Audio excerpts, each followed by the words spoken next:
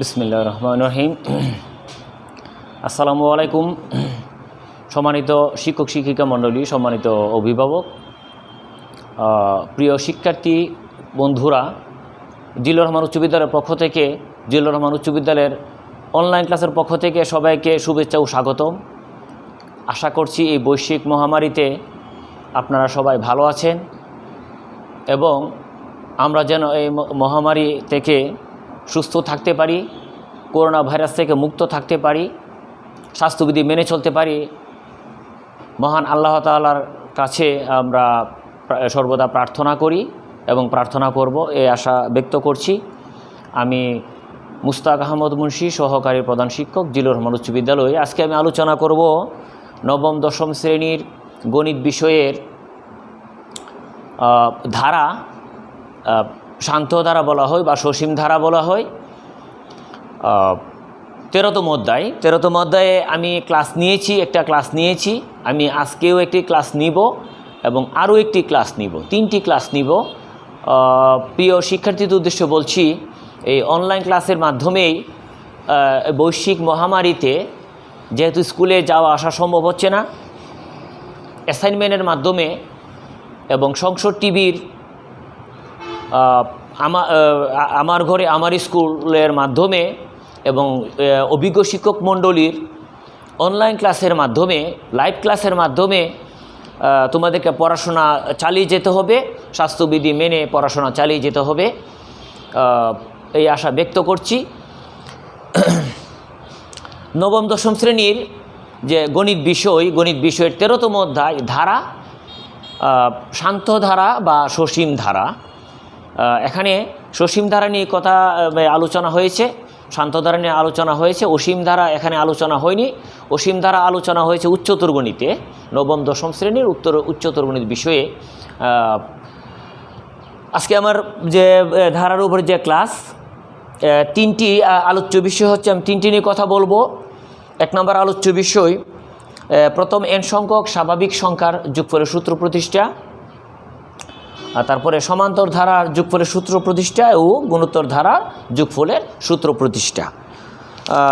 শিক্ষার্থী বন্ধুরা, আমি একটু আগে বলেছি যে আমাদের 13তম যে অধ্যায়টা, এটাকে মানে ধারা বলা হয়, অথবা এটাকে শান্ত ধারা বলা হয়।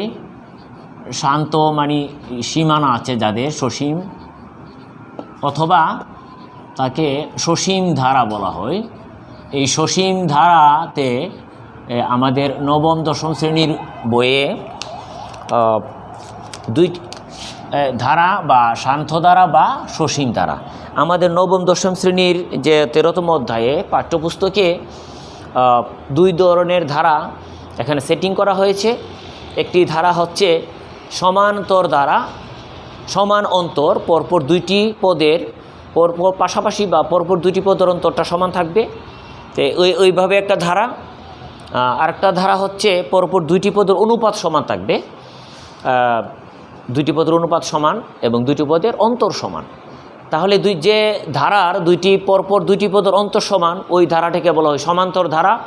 আর যে ধারার পরপর 2টি পদের অনুপাত সমান, তাকে বলা হয় গুণোত্তর ধারা, তাকে সমানুপাত ধারাও বলা হয়, সমানুপাত ধারাও বলা হয়। তাহলে 2টা আমি একটু দেখি, 2টা। তাহলে সমান্তর ধারা একটু, তারপর আমি সূত্রতে যাই।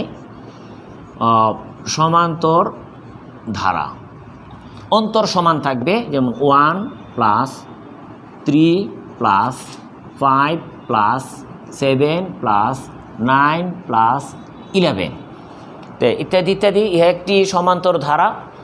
সসীম ধারা, যেহেতু আমাদের পদ সংখ্যা জানা আছে, প্রথম পদ জানা আছে, শেষ পদ জানা আছে, এবং অন্তর সমান, 2টি পদের অন্তর 2, 5 এবং 3 এর অন্তর 2, 7 ইত্যাদি ইত্যাদি। সমান্তর ধারা, অন্তর সমান মানে সমান অন্তর। এখন গুণোত্তর ধারা মানে অনুপাত সমান।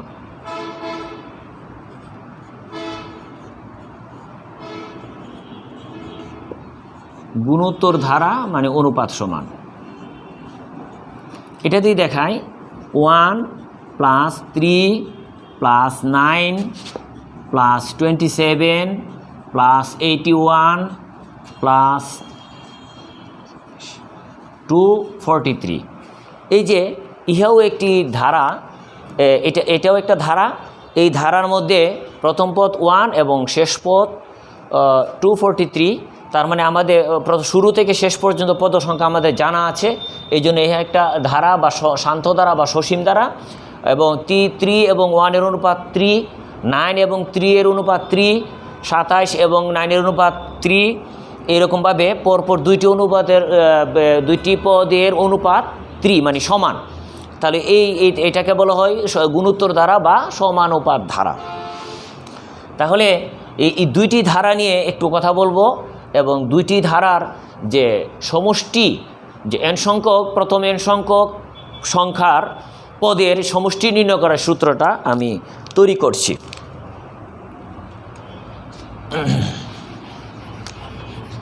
তো প্রথমে তৈরি করি সমান্তর ধারার যোগফলের সূত্র প্রতিষ্ঠা। মনে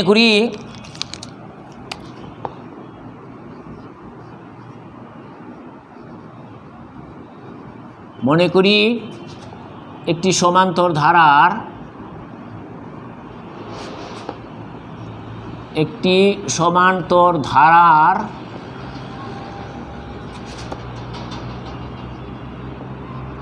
প্রথম পদ এ, তারপরে ওই ধারার সাধারণ অন্তর, সমান্তর তো সাধারণ অন্তর ডি।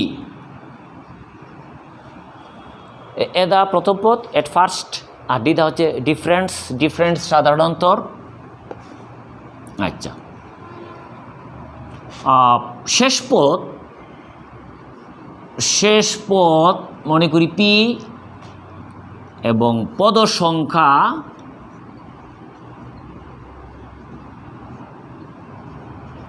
মনে করি n। তাহলে এই যে প্রথম পদ এ, শেষ পদ পি, সাধারণ অন্তর ডি, পদ সংখ্যা n, অর্থাৎ n সংখ্যক একটি সমান্তর ধারার সমষ্টিটা যদি s হয়, তাহলে কি দাঁড়ায়? যদি প্রথম n সংখ্যক পদের সমষ্টি s হয়, তাহলে আমরা লিখতে পারি s সমান প্রথম পদ a, এর পরবর্তীটা কি হবে? a plus D. কেন? এই দুই পদের অন্তর ডি, দ্বিতীয় পদ থেকে প্রথম পদ বাদ দিলে ডি হবে, ডিফারেন্স। এর পরবর্তীটা কি হবে? a plus 2d। এইভাবে চলমান। লাস্টের পদটা কি হবে? পি, সবার শেষের পদ পি। তার মানে এর আগের পদটা কি হবে? যেহেতু অন্তর ডি, মানে পি থেকে আর ডি পরিমাণ কম হবে, এর আগের পদ হবে পি মাইনাস ডি যোগ এর আগের পদটা কি হবে? এর আগের পদটা হবে P minus 2d,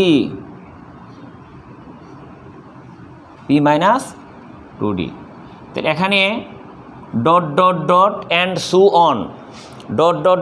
so on, অর্থাৎ প্রথম পদ থেকে শেষ পদ পর্যন্ত আমাদের এখানে n সংখ্যক পদ আছে, এই জন্য এখানে মাঝখানে ডট ডট চিহ্ন দিয়ে মানে আরও আছে বোঝানো হয়েছে n সংখ্যক পদ। আচ্ছা, বিষয়টাকে আমরা অন্যভাবে লিখতে পারি। এখানে লেখাটা কিভাবে হয়েছে, মানে 1 থেকে 100, আর এখন লিখবো 100 থেকে 1, এটাকে ঘুরিয়ে লিখবো আবার বিপরীত ক্রমে। আমরা এটাকে লিখতে পারি বিপরীতে কি লিখতে পারি? s। ওই পদটা আমরা এখানে লিখব, তারপরে পি মাইনাস ডি যোগ, তারপর লিখব পি মাইনাস 2d।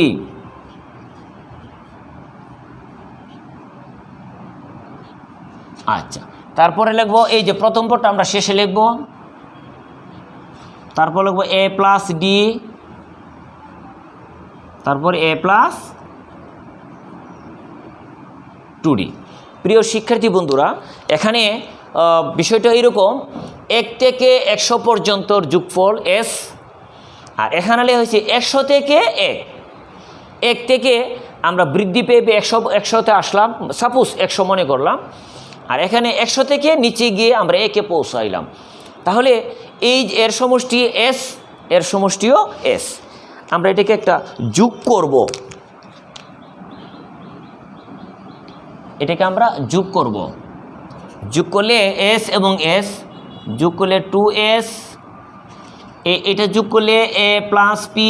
প্রিয় শিক্ষার্থীরা একটু মনোযোগ দিয়ে দেখো, এই দুইটা পদ যোগ হবে, প্লাসের ডি মাইনাসের ডি কাটা যাবে, থাকবে কি a প্লাস পি যোগ, এখানে এই ঘটনা ঘটবে, কি থাকবে a প্লাস পি যোগ, এখানে প্লাসের 2d মাইনাসের 2d কাটা যাবে, কি থাকবে a প্লাস পি প্লাস, এইরকমভাবে এখানেও থাকবে a প্লাস পি প্লাস, এখানেও থাকবে a প্লাস পি। তাহলে এখানে আমাদের এই যে এস এ ছিল n সংখ্যক পদ, এখানেও n সংখ্যক পদ, তাহলে এখানেও যে যোগ করার পরে তারা n সংখ্যক পদ হয়ে আছে, এখানে n সংখ্যক পদ যোগ হয়েছে, কিন্তু যোগফলটা 2s, দুইবার যেহেতু যোগ হয়েছে, কিন্তু এখান থেকে এখানে পদ সংখ্যা n, আর প্রত্যেকটা পদ হচ্ছে a প্লাস পি। দুইটা পদ যোগ করলে কি হবে 2 ইন্টু a প্লাস পি, তিনটা পদ অনুরূপ তিনটা পদ যোগ করলে কি হবে 3 গুণ হবে, অনুরূপ 4টা পদ যোগ করলে 4 গুণ, 10টা পদ যোগ করলে কি হবে 10 গুণ। তো n সংখ্যক পদ যোগ করলে কি হবে n into a plus P, অর্থাৎ একই পদ হলে, প্রত্যেকটা পদ যদি একই ধরনের হয়, তখন যতটা পদ হবে এত গুণ হবে। দুইটা পদ 2 ইন্টু a প্লাস পি, তিনটা পদ হলে 3 ইন্টু a প্লাস পি, 10টা পদ হলে 10 ইন্টু a প্লাস পি, এইভাবে 100টি পদ হলে 100 into a plus P, n সংখ্যক পদ হলে n into a plus P. আশা করি প্রিয় শিক্ষার্থী বন্ধুরা আপনারা বুঝতে পেরেছেন। এখন আমরা লিখতে পারি বা 2s, এখানে a প্লাস পি n সংখ্যক a প্লাস পি, বা শুধু s সমান আসলো n/2 a প্লাস পি। এটা হচ্ছে আমাদের যদি পদ সংখ্যা জানা থাকে, আর প্রথম পদ যদি জানা থাকে এবং শেষ পদ যদি জানা থাকে, তাহলে আমরা এই সূত্রের সাহায্যে আমরা সমান্তর ধারার সমষ্টি নির্ণয় করতে পারবো। যদি প্রিয় শিক্ষার্থী বন্ধুরা, যদি আমাদের শেষ পদটা জানা না থাকে, কেবল পদ সংখ্যা জানা থাকে, তখন আমরা কি করব?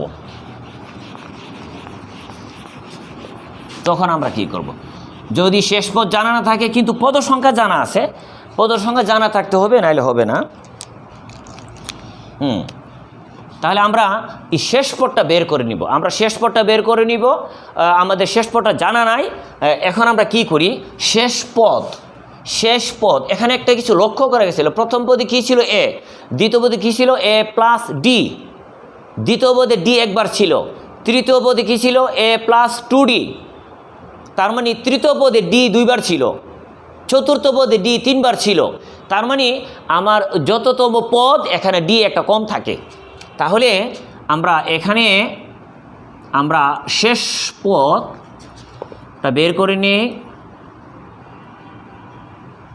শেষ পদ মানে পি।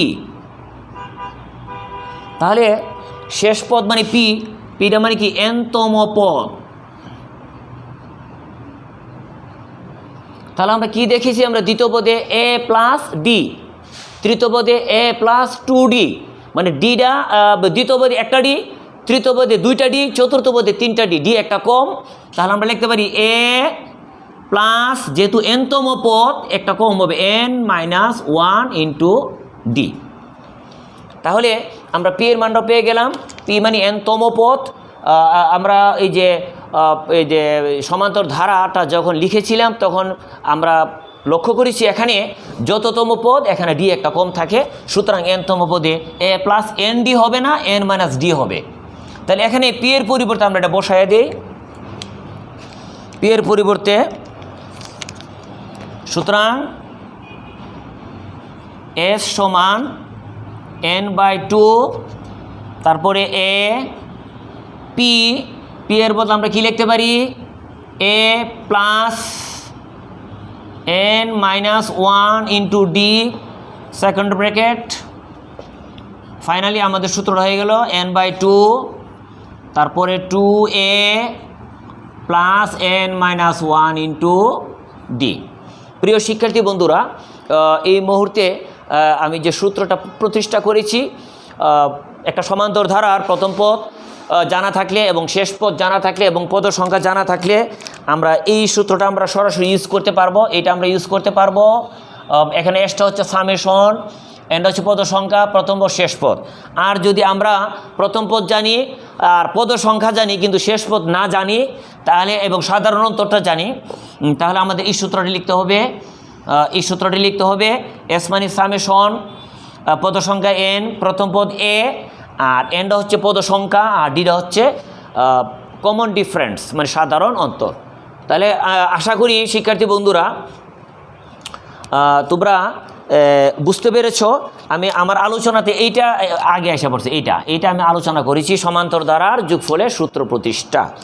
এখন আমি আলোচনা করছি প্রথম এন সংখ্যক স্বাভাবিক সংখ্যার যোগফলের সূত্র প্রতিষ্ঠা। আশা করি এখানে কোনো প্রবলেম নাই। এখন আসি এইটাতে আসি। এইটা আলোচনা করেছি একটু আগে, স্যার আলোচনা করলাম এটা 1 আর এখন 2 আর এটা 3। প্রথম এন সংখ্যক স্বাভাবিক সংখ্যা আমরা মনে করি প্রথম এন সংখ্যক স্বাভাবিক সংখ্যার যোগফলটাকে মনে করি এস। মনে করি প্রথম এন সংখ্যক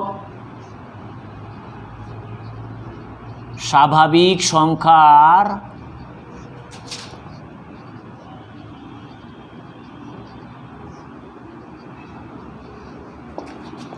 সমষ্টিকে আমরা এস মনে করলাম। এস মনে করি প্রথম এন সংখ্যক স্বাভাবিক সংখ্যার সমষ্টি আমরা এস ধরেছি। তার মানে এস সমান কি, অর্থাৎ এস হলো 1 2 3 dot dot dot dot and so on. এভাবে হবে। আমরা লিখতে পারি এখানে n-2 যোগ n-1 যোগ n, অর্থাৎ বিষয়টা এরকম 100 যদি 100 হয় তাহলে এখানে 1 থেকে 100, এখানে কত 99, এখানে 98। যদি 50 হয় এখানে 1 2 3 4 এভাবে, এখানে কত 50, এখানে 1 কম 49, এখানে কত 48। মানে বিষয়টা এইভাবে লেখা হয়েছে, মানে এই আগেরটার মতোই।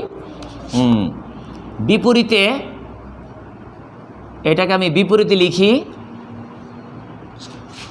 এস সমান, ওইটা আমরা আগে লিখি n, তারপরে n-2 যোগ n-1 যোগ n-2 যোগ, এইভাবে এখানে 3 2 1, এখানে হবে 3 প্লাস 2 প্লাস 1, 3 প্লাস 2 প্লাস 1। এখানে আমরা যোগ করি। এটা আমি এই দুইটা একসাথে করে ফেললাম তোমাদের সুবিধার জন্যে। মানে এই যে প্রথমে যে সূত্রটা তৈরি করেছি সমান্তর ধারার যোগফলের সূত্র প্রতিষ্ঠা, এইটা এবং এইটা দুইটা একই নিয়মে হচ্ছে। তবে এই সূত্রের মধ্যে প্রথম পদ এবং সাধারণ অন্তর ডি এর মান বসিয়ে অঙ্কটা করা যাবে। এই যে আগে যে সূত্রটা তৈরি করেছি এস সমান n/2 into whole into 2a plus n-1 into d. তো এখানে ওই সূত্রের মধ্যে প্রথম পদ এবং সাধারণ অন্তরের মান বসিয়ে পদ সংখ্যা n বসিয়ে অঙ্কটা করা যাবে। তবে এটা হচ্ছে ফান্ডামেন্টাল যে নিয়ম, মানে বেসিক নিয়ম। সূত্র প্রতিষ্ঠার নিয়ম। তাহলে আমরা যোগ করি, যোগ করলে কী হবে 2s, এই দুটো যোগ করলে কী হবে n+1, এই দুটো যোগ করলে কী হবে n-1 যোগ 2, n-1 + 2, তার মানে n+1। এই দুটো যোগ করলে কী হবে 3 + n-2, যোগ করলে কী হবে n+1। এইভাবে আমাদের এইটা হবে n+1 হবে, আর এই দুইটার মধ্যে যোগ করলে কী হবে n-1 যোগ 2, তার মানে কী হবে n+1। এভাবে চলমান। তাহলে এইখানে যে যোগফলটা হবে প্রত্যেকটা পদ হচ্ছে n+1, প্রতিটা পদ n+1, তো সেম পদ একই পদ অভিন্ন পদ হলে দুইটা পদের সমষ্টি কী হবে 2 হবে, 2 দ্বিগুণ হবে, 3টা হলে 3 গুণ হবে, 4টা হলে 4 গুণ হবে, 10টা হলে 10 গুণ হবে। তাহলে এখানে n+1 কতটা আছে, এখানে n সংখ্যক, তাহলে n+1 n সংখ্যক, তার মানে n+1 n সংখ্যক n+1 লিখতে পারি আমরা এখানে, বা 2s, এই যে n+1 একটাকে আমরা লিখতে পারি একবার, দুইটা হলে আমরা লিখতে পারি 2 × n+1, তিনটা হলে আমরা লিখতে পারি 3 × n+1, 10টা হলে আমরা লিখতে পারি 10 × n+1, n সংখ্যক হলে আমরা লিখতে পারি n × n+1, n × n+1। সুতরাং s সমান n × n+1 / 2। এটা স্পেশালি একদম প্রথম n সংখ্যক স্বাভাবিক সংখ্যার, স্বাভাবিক বলতে মাঝখানে কোনো সংখ্যা গ্যাপ যেতে পারবে না, কোনো জোর বিজোর ওইরকম না। প্রথম n সংখ্যক স্বাভাবিক সংখ্যার সমষ্টির সূত্র আমরা সরাসরি লিখতে পারবো। যদি 50টা পদ হয় তাহলে n এর মান আমরা লিখবো 50, এখানে 50, এখানে 2। যদি প্রথম n সংখ্যক 100টি পদ হয় তাহলে n এর মানটা 100, এখানে 100/2। এটা সরাসরি একদম সাধারণ অন্তর এগুলি আর লাগবে না, প্রথম n সংখ্যক স্বাভাবিক সংখ্যা। তাহলে প্রিয় শিক্ষার্থী বন্ধুরা, আমি আলোচনা এই দুইটি আলোচ্য বিষয়ের, আমার 3টা আলোচ্য বিষয় আজকে, এর মধ্যে প্রথমটা আলোচনা করেছি প্রথমে এই যে এটা সমান্তর দ্বারা যোগফলের সূত্র প্রতিষ্ঠা, দ্বিতীয় এখন আলোচনা করেছি প্রথম n সংখ্যক স্বাভাবিক সংখ্যার যোগফলের সূত্র প্রতিষ্ঠা। এই দুটোর মধ্যে পার্থক্য হচ্ছে এটাই, এই সূত্রটা হচ্ছে স্বাভাবিক সংখ্যা না, যে কোনো সংখ্যায় যদি সমান্তর ধারাভুক্ত হয় তাহলে ওই সূত্রের সাহায্যে s সমান 2a n/2 second bracket 2a + n-1 × d, ওই সূত্রের সাহায্যে যে কোনো সমান্তর ধারার সমষ্টি নির্ণয় করা যাবে। আর যদি স্পেশালি প্রথম n সংখ্যক স্বাভাবিক সংখ্যা হয়ে থাকে তাহলে ওই সূত্রের সাহায্যে নির্ণয় করা যাবে, অথবা এই সূত্রের সাহায্যে নির্ণয় করা যাবে। প্রিয় শিক্ষার্থী, এখন আমি প্রথমেই শুরুতে বলেছিলাম যে আজকের আলোচনা ধারা, তা আমাদের নবম দশম শ্রেণী গণিত বইয়ে ধারা বলতে এটা শান্ত ধারা বা সসীম ধারা, এটার ভিতরে দুইটা ধারা নিয়ে কথা বলেছে। একটা হচ্ছে সমান অন্তর ধারা, আর একটা হচ্ছে সমান অনুপাত ধারা। সমান অনুপাত ধারা বা সমানুপাত ধারা বা গুণোত্তর ধারা, আমাদের বই গুণোত্তর ধারা নামকরণ করা হয়েছে, হায়ারে এটাকে সমানুপাত ধারাও বলা হয়। এখন আমি গুণোত্তর ধারার যোগফলের সূত্র প্রতিষ্ঠা করব। আশা করি প্রিয় শিক্ষার্থী বন্ধুরা তোমাদের এখানে আলোচনা ক্লিয়ার হচ্ছে। যদি ক্লিয়ার না হয় আমি ক্লাসটা ফেসবুকে আপলোড দিব। আপলোড দিলে যদি কোনো গুরুত্বপূর্ণ মতামত থাকে, পরামর্শ থাকে, শিক্ষার্থীদের উদ্দেশ্যে বলছি, কোনো মতামত থাকলে তাহলে আমাকে লাইক কমেন্ট করে জানাবে। আর আমার শিক্ষাগুরু যারা আছেন, অভিজ্ঞ শিক্ষক শিক্ষিকা মণ্ডলী যারা আছেন, আপনারাও আমাকে পরামর্শ দিলে আমি অনেক উপকৃত হব। আমাদের 3 নম্বর আলোচ্য বিষয়টা, 3 নং আলোচ্য বিষয়, এখানে 3 নং আলোচ্য বিষয়,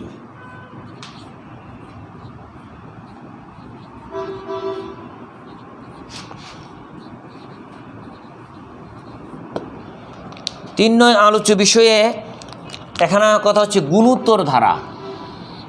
গুণোত্তর ধারা সম্পর্কে আমি বলেছি, প্রথম পদ থেকে দ্বিতীয় পদটা এমনভাবে এটা সাজানো হয়েছে যেন দুইটার অনুপাতটা সমান থাকে। দ্বিতীয় পদ এবং তৃতীয় পদ, দ্বিতীয় এবং তৃতীয় পদের অনুপাতটা সেম থাকবে, তৃতীয় এবং চতুর্থ পদের অনুপাত সেম থাকবে, এইভাবে সাজানো। তাহলে আমরা মনে করি একটি গুণোত্তর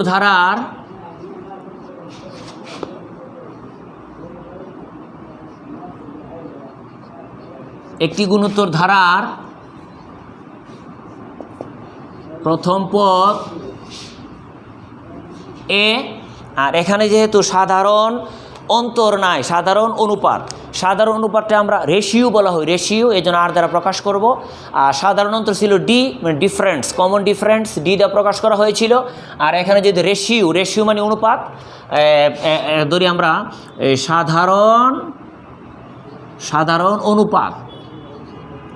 সাধারণ অনুপাতটাকে আমরা ধরি আর পদ সংখ্যা ধরি আমরা এন, এবং ওই যে প্রথম থেকে শুরু করে এন সংখ্যক পদের সমষ্টিকে আমরা ধরি এস।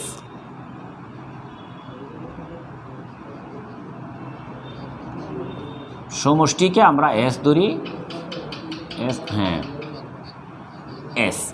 প্রিয় শিক্ষার্থী বন্ধুরা, গুণোত্তর সমান্তর ধারার ক্ষেত্রে মানে অবিকল আমরা এইভাবেই আমরা আগাবো। প্রথম পদ এ সাধারণ অনুপাত মানে কমন রেশিও, আর পদ সংখ্যা এন এবং এন সংখ্যক পদের সমষ্টি এস মানে সামেশন। তাহলে আমরা লিখতে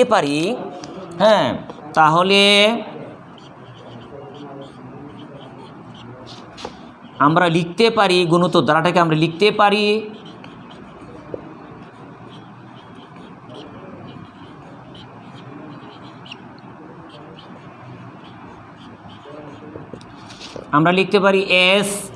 এসটাকে লিখতে পারি প্রথম পদ এ, এর পরের পদটা আর, অনুপাতটা আর হবে।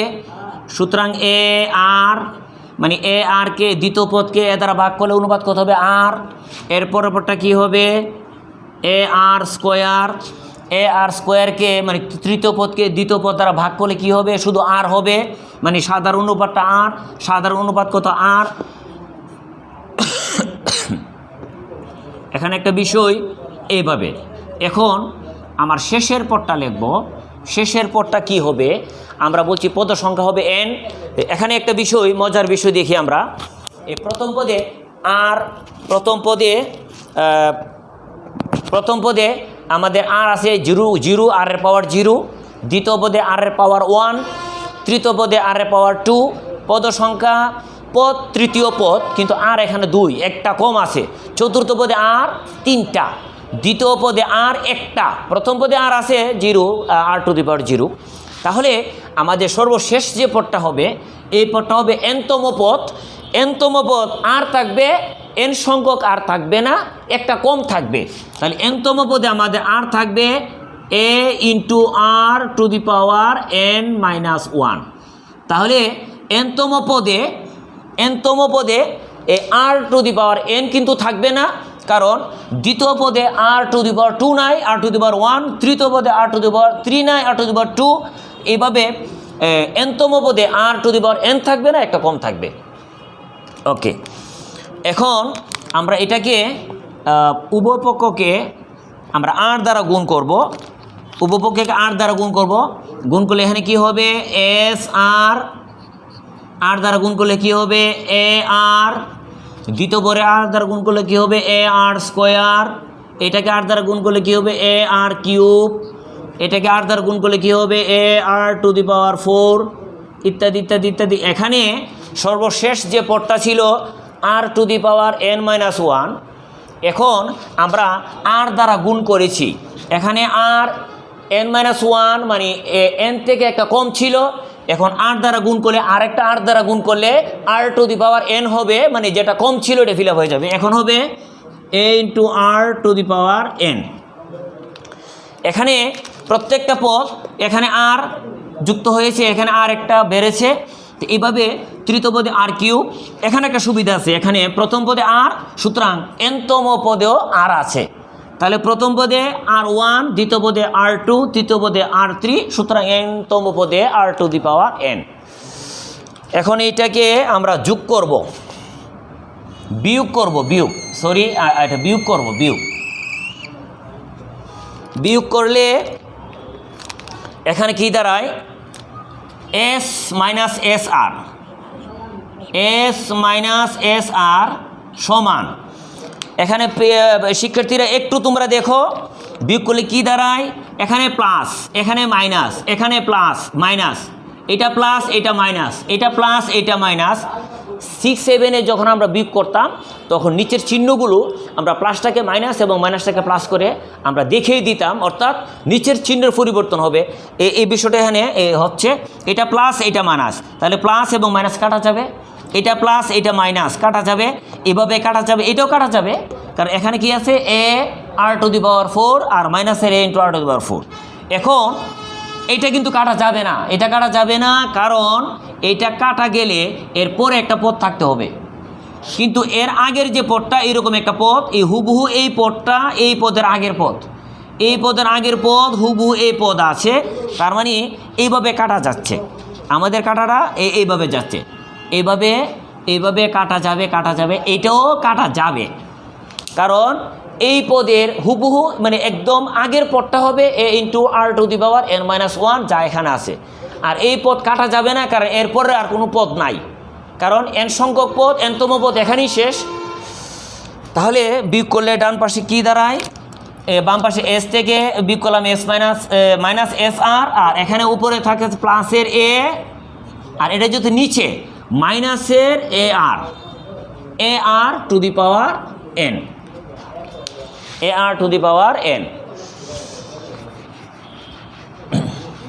শিক্ষার্থীদের উদ্দেশ্যে বলছি, হ্যাঁ, এইভাবে তোমরা অনলাইনের ক্লাসগুলো, অভিজ্ঞ শিক্ষক শিক্ষিকা মণ্ডলীর ক্লাসগুলো তোমরা প্রতিনিয়ত ক্লাস দেখবে। সংসদ টিভিতে প্রচারিত হচ্ছে রুটিন অনুসারে অনলাইন ক্লাস, আমার ঘর আমার স্কুল, এগুলোও দেখবে, এবং যার যার স্কুলের স্যাররা এখানে পেজে, বিদ্যালয়ের পেজে আপলোড দিচ্ছেন, এই ক্লাসগুলো দেখবে। তারপরে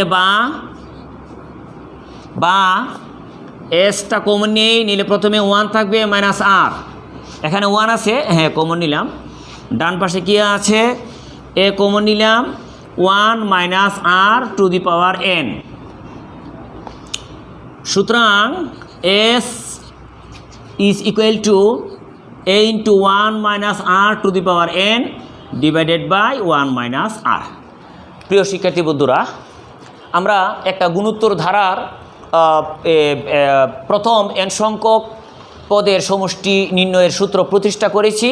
এখানে আমাদের প্রথম পদ জানা থাকতে হবে, আর যে ইয়ার অনুপাতটা হবে পরপর দুইটি পদের অনুপাত হবে আর, মানে কমন রেশিও আর হবে পদ সংখ্যা n হলে আমরা এইভাবে একটা লিখব, এস দ্য সামেশন। আমরা প্রথম n সংখ্যক পদের আমরা সমষ্টি নির্ণয় করতে পারবো যদি এটা গুণোত্তর দ্বারা হয়। এখানে একটু কথা আছে, এখানে আর এর মান, আর তো অনুপাতটা হইতে পারে একের ছোট, হইতে পারে একের বড়। যদি অনুপাত আর এর মানটা একের ছোট হয় তাহলে আমরা এই সূত্রটা ব্যবহার করব। আর যদি আর এর মান মানে অনুপাত, আর মানে অনুপাত রেশিও, হ্যাঁ, যদি আর এর মান, আবার যদি আর এর মান যদি একের বড় হয় তাহলে আমাদের সমষ্টির সূত্রটা কি হবে, এস হবে, এস এখানে এ হবে r⁴n-1 ডিভাইডেড বাই r-1। এইটা হবে যদি আর এর মান একের ছোট হয়। তাহলে আমরা দুইটা সূত্র ইউজ করতে পারবো। প্রিয় শিক্ষার্থী বন্ধুরা, আজকে আমার আলোচনা ছিল ধারা বলতে আমরা এখানে নবম দশম শ্রেণীর যে ধারা, এটা হচ্ছে শান্ত ধারা বা সসীম ধারা। এই ধারায় এই ধারার মধ্যে দুইটি ধারা সেটিং করা হয়েছে, একটি হচ্ছে সমান্তর ধারা মানে সমান অন্তর, আরটা হচ্ছে সমান অনুপাত ধারা মানে গুণোত্তর ধারা। তো আজকে আমি সমান্তর ধারার প্রথম n সংখ্যক পদের যোগফল প্রতিষ্ঠা করেছি এবং তারই পাশাপাশি আমরা n সংখ্যক স্বাভাবিক সংখ্যার যোগফলের সূত্র প্রতিষ্ঠা করেছি। আর তৃতীয়ত একটি গুণোত্তর ধারার প্রথম n সংখ্যক পদের যোগফলের সূত্র প্রতিষ্ঠা করেছি। আজকে আমি আমার আলোচনা এখানেই সর্বশেষ পর্যায়ে। আবারও যারা আমার ক্লাসটা দেখছেন এবং বা যারা দেখবেন, সবাইকে জিল্লুর রহমান উচ্চ বিদ্যালয়ের পক্ষ থেকে এবং আমার ব্যক্তিগত তরফ থেকে শুভেচ্ছা এবং অভিনন্দন জানিয়ে আমি ক্লাস শেষ করলাম। আসসালামু আলাইকুম।